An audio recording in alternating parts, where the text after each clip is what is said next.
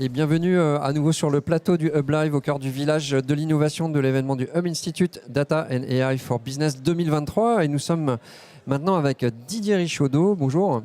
Bonjour. Vous êtes associé en charge des activités data chez Equancy. Exact. Et Sylvain Luce, bonjour. Bonjour. Vous êtes, vous, responsable du pôle data et connaissances clients chez Picard. Donc C'est vous ça. êtes donc enchanté de vous rencontrer. Et là, vous allez parler donc de votre collaboration. Donc dans quel contexte, alors c'est sans doute Didier Richaudot donc qui va faire la première réponse, et dans quel contexte cette collaboration est née en fait? Alors ça fait un moment, hein, ça fait plus d'une dizaine d'années que nous travaillons avec Picard. Et un des sujets d'actualité, c'était le sujet d'optimisation de l'offre. Mais Sylvain, peut-être tu peux présenter le contexte.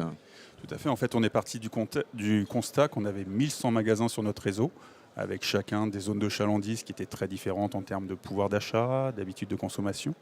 Et parallèlement à ça, on avait mesuré des mix de motivation d'achat client qui étaient très différentes. Et en même temps, Picard proposait jusqu'à présent un seul et unique assortiment pour l'ensemble de son réseau. Donc il était nécessaire de repenser en fait la manière de redescendre l'offre pour correspondre au mieux aux attentes clients. Très bien. Alors quels moyens ont été mis en œuvre côté Equancy? Alors déjà, on a travaillé avec les datas de Picard, aussi les datas de l'INSEE, avec l'open data de l'INSEE, dans une optique de trouver ces clusters de magasins, ces groupes de magasins qui sont similaires en termes de raisons de venir en magasin et similaires en termes de bassin de vie. Et donc les raisons de venir, la façon de le connaître chez Picard, c'est de regarder les paniers d'achat. Dites-moi ce que vous avez acheté chez Picard, je vais comprendre pourquoi vous êtes venu.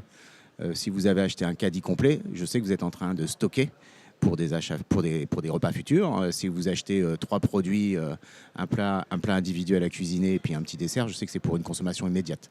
Donc ça, c'est la première partie. Je comprends vos motivations à travers ce que vous achetez et les paniers que je vois. Puis la deuxième partie, c'est regarder les zones de chalandise des magasins, regarder quel type de population habite dans ces zones de chalandise, quelle est la concurrence, quels sont les mix de CSP, de famille, etc. Et ça me permet d'éclairer pourquoi les clients viennent chez Picard acheter ça, et ça me donne mes 5 clusters magasins qui sont le résultat final. Ça, c'est la première partie de la mission. La deuxième partie, c'est la partie, maintenant que je connais les 5 clusters de magasins, comment je fais pour construire l'offre adaptée à chaque cluster. Sylvain, peut-être tu peux le présenter. Tout à fait. Et c'est là aussi où la data rejoue un rôle. Donc on a descendu un score d'appétence qui, pour chaque référence et chaque cluster, mesure l'appétence de chaque référence à être présente au sein du référencement. Très bien. Bon. Alors, j'ai noté que ça fait 10 ans que vous collaborez. 12 même, arrête-il. 12 ans. Sylvain se rappelle plus que moi parce qu'il est plus jeune que moi en fait.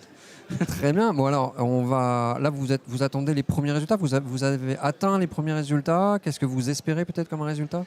Alors en fait, le test a été lancé sur 90 magasins au mois de janvier dernier. Les premiers résultats sont plutôt positifs. C'est encourageant. Voilà, on reste prudent à ce stade. Ce qui est important de comprendre dans la démarche, c'est une démarche de test and learn itérative où on augmente le nombre de magasins progressivement et à chaque fois, on s'assure, on corrige, on prend les retours du terrain, on ajuste les scores pour s'assurer qu'au moment du déploiement global sur l'ensemble du réseau, ça se passe dans les meilleures conditions possibles. Très bien. Je vous souhaite 12 autres années. Vous voulez ajouter quelque chose?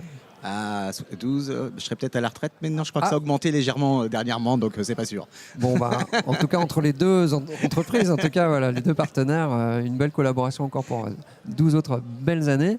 Merci beaucoup. Merci beaucoup. Merci beaucoup. Et merci à bientôt. Et quant à nous, chers internautes, retrouvons-nous dans quelques minutes pour un nouveau live sur le plateau du Hub Live.